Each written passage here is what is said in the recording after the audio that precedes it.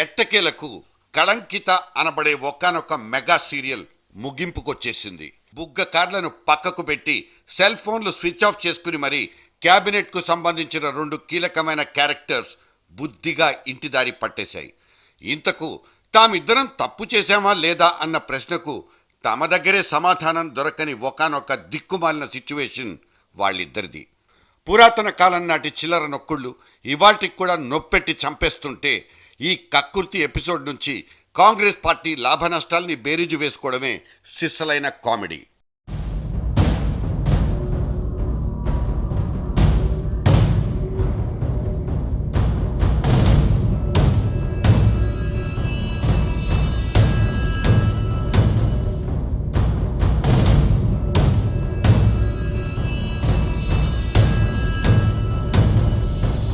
నిన్నటి రాజీనామాల మెలోడ్రామా నుంచి ఏ పార్టీ ఎంత బాపుకుందో సరిగ్గా తెలీదు, కానీ ఒక చేవెళ్ల చెల్లెమ్మకు ఇంకో ధర్మరాజా వారికి ఇక్కడ ఏడుపొక్కటే తక్కువైంది. ముఖం మీద నెత్తుటి చుక్కైనా లేని ఈ విధి వంచితులు పాల్పడిపోయిన నేరమేంటి అంటూ జనసామాన్యంలోని అన్ని మూలల నుంచి చర్చ మాత్రం షురూ అయిపోయింది. ఇప్పుడు కనిపిస్తున్న ఈ సెమీ క్లైమాక్స్ సీన్లో కూడా అదే పాట పాడేస్తుంటే నిజంగానే వీళ్ళకేమీ తెలీదా, అంతా లోపలే జరిగిపోయిందా అన్న అనుమానాలు చెలరేగిపోతున్నాయి. రెవెన్యూ మంత్రి కానీ, లేదు చీఫ్ సెక్రటరీ కానీ, లేదు చీఫ్ మినిస్టర్ కానీ, సంస్థకు కానీ వ్యక్తులకు కానీ ఇవ్వడానికి అవకాశం ఆంధ్రప్రదేశ్ బిజినెస్ రూల్స్లో లేదు. అందుచేతనే మన రాష్ట్రంలో వాన్పిక్ ఇచ్చినటువంటి భూమి, పోర్ట్లకు ఇచ్చినటువంటి భూమి, మొత్తం అంత భూమి కూడా క్యాబినెట్ ద్వారానే నిర్ణయాలు తీసుకోవడం జరిగిందన్న విషయాన్ని మరొకసారి మీ ద్వారా రాష్ట్ర పౌరులందరికీ ఈ సందర్భంగా మనవి చేస్తూ ఉన్నాను.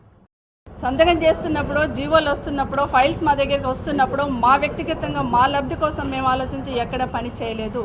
మేము చేస్తున్న ప్రతి పనిలో, మేము వేస్తున్న ప్రతి స్టెప్లో ఇటు ప్రభుత్వ ప్రతిష్ట పెరగాలనుకున్నాము, ఇటు మా పార్టీ ప్రతిష్ట పెరగాలనుకున్నాము, ప్రజలకు మేలు జరగాలనుకున్నామే తప్పిస్తే దాంట్లో ఎక్కడా కూడా మేము వ్యక్తిగతంగా బెనిఫిట్ అయ్యేటట్టో లేకపోతే అవినీతి పాల్పడేటట్టో ఎక్కడ చేయలేదని మాత్రం రాష్ట్ర ప్రజలందరికీ విజ్ఞప్తి చేస్తాం.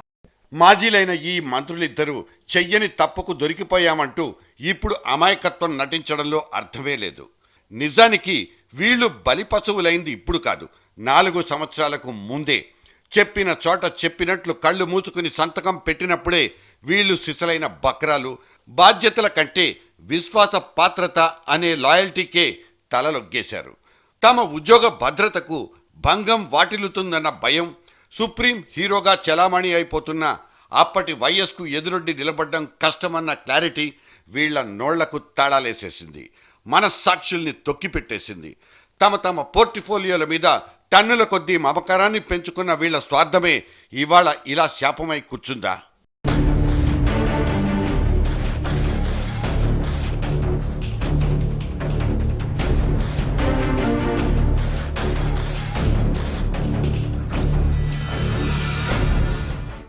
కేబినెట్ నుంచి కొన్ని కీలకమైన నిర్ణయాల్ని దాచిపెట్టారన్నది ఛార్జ్ షీట్లలో వీళ్ల మీద సిబిఐ మోపిన ప్రధాన అభియోగం. రుజువు పరిచేదాకా ఇది ఒట్టి ఆరోపణ మాత్రమే. అగ్గిలో దూకుతున్నాం, పునీతులుగా బయటకొస్తామంటున్న ఈ మాజీలిద్దరి దగ్గర ఎటువంటి ఆధారాలు ఉన్నాయో మనకు తెలీదు.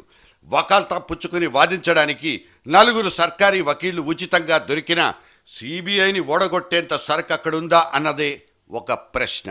వెనక పెరట్లో జరిగిపోయిన క్విడ్ ప్రోకో లెక్కల సౌండ్లు మా దాకా రానేలేదు.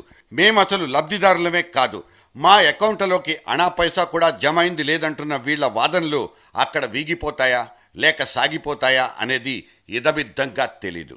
కానీ ఈ దోపిడీలో, తెర వెనుక జరిగిన ఈ భోగాతంలో, ఈ దోపిడీ వ్యవస్థలో మా మంత్రులకి సంబంధం లేదు.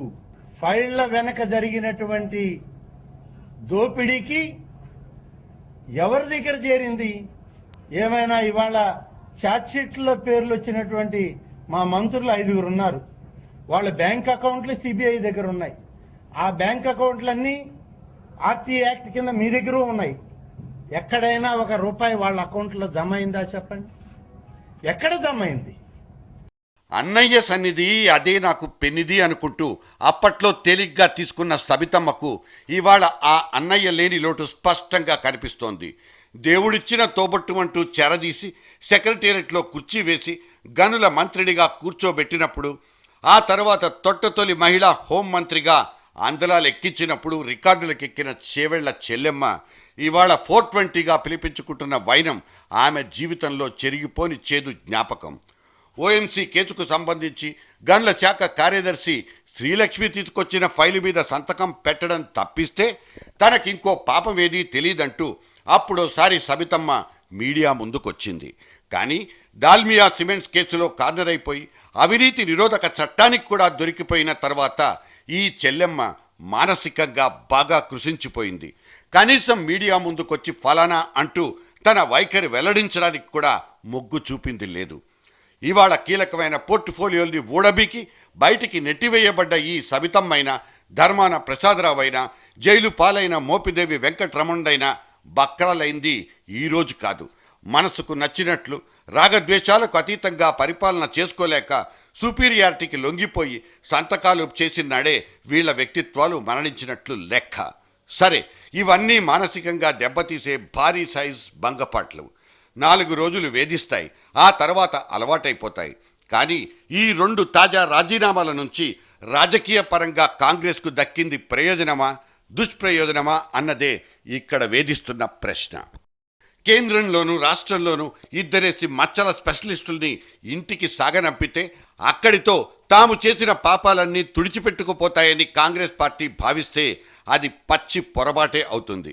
ఈ ఘనకార్యమేదో ఛార్జ్ షీట్లు బయటకొచ్చిన మరుసటి రోజే వెలగబెట్టుంటే అవినీతి మీద కాంగ్రెస్ పార్టీ చేస్తున్న అలుపెరగని పోరాటానికి అంతో ఇంతో విశ్వసనీయత దక్కుండేది, మెళ్ళో వీరతాడు పడుండేది.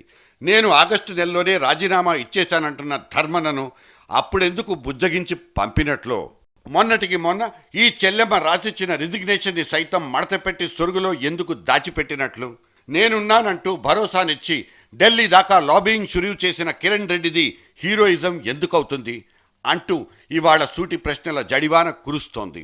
సో ఈ రాజీనామాల సీక్వెన్స్ నుంచి కాంగ్రెస్ పార్టీకి వర్కౌట్ అయ్యే ఎలక్టరల్ బెనిఫిట్ అంటూ ఏదైనా ఉంటుందా?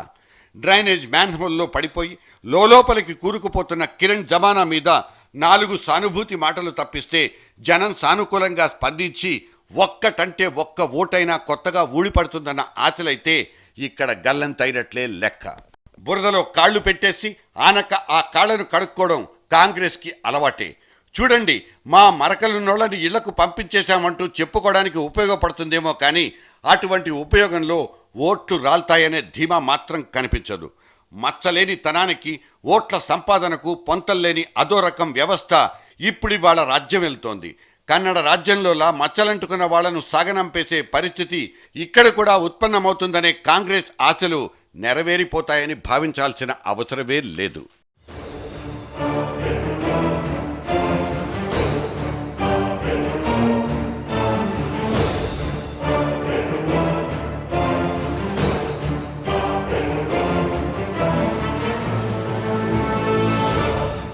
మీ సెక్రటేరియట్ నుంచి జారీ అయిపోయిన ఆ 26 జీవో కాగితాల సంగతేంటో చెప్పమంటూ సుప్రీంకోర్టు నుంచే తాకీదులొచ్చినా ఇక్కడ మాత్రం స్పందన లేదు. 2 మంత్రుల్ని బుక్ చేసి పారేసిన 2 సిబిఐ ఛార్జ్షీట్ల తర్వాత కూడా కిరణ్ సర్కార్కు చీమ కుట్టిందీ లేదు. ఇవాల్టి రాజీనామాల డ్రామా సైతం తెర వెనకే నడిచిపోతోంది. ఆమోదిస్తున్నారా లేదా అన్న అంశం మీద అధికారిక వివరణ లేక మీడియా కూడా నోరెళ్లబెట్టి చూస్తుండాల్సిన పరిస్థితి. మరి పారదర్శకత అనే పదార్థం కిరణ్ జమానాలో ఎక్కడెడ్చినట్లు, పరిపాలన మొత్తం ఇలా గూడుపుటాని వ్యవహారంలా ముసుగు కిందనే జరిగిపోతుంటే మీది దొంగల రాజ్యం, దోపిడీ రాజ్యం అంటూ పెద్ద పెద్ద కంకర్రాళ్ళొచ్చి మీద పడిపోతున్నాయి. అవినీతి పరుల పట్ల సింపతి ఎందుకుంటుంది అంటే, మన డబ్బులు దోచుకున్న పైన సింపతి ఎందుకు ఉండాలి?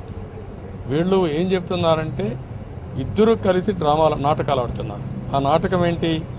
ఇద్దరం అవినీతి చేశాం కాబట్టి రాజశేఖర్ రెడ్డి క్యాబినెటే ఇప్పుడు కంటిన్యూ అవుతుంది, అందులో అవినీతి పరులే ఇప్పుడు కంటిన్యూ అవుతున్నారు. ఆ విషయాలే బయటపడుతున్నాయి. వైఎస్ఆర్ కాంగ్రెస్ ఏంటి దింపుడుకెళ్ళ ఆశ, మా మంత్రులు ఉన్నారు వాళ్ళు కూడా ఇరికిస్తే మేము కూడా తప్పించుకోవచ్చని. వీళ్ళ భయం ఏంటి? వాళ్ళు కూడా ఉన్నారు, మనం ఉన్నాం, మనం ఎక్కడ తగులుకుంటాం కాబట్టి పోతే పోయిందని. కానీ ఇద్దరు దొంగలు కాబట్టి ఇద్దరిపైన వదిలిపెట్టాం, ఇద్దరిని ప్రజల ముందర దోషం. 130 years ఇన్ ఇండస్ట్రీ అంటూ గొప్పలు పోతున్న కాంగ్రెస్ పార్టీ తనకున్న అపారమైన అనుభవాన్నంతా రంగరించి 101 తప్పులకు దాదాపుగా దగ్గరైపోయింది. ఇంటల్లుడి మీద వచ్చిన ఎలిగేషన్లు అత్యంత చాకచక్యంగా అటకెక్కించిన మేడం గారు ఇటు మన్మోహన్ మీద పడిపోతున్న బొగ్గు మరకల్ని సైతం ఖర్చీ పెట్టి తుడిచేస్తోంది.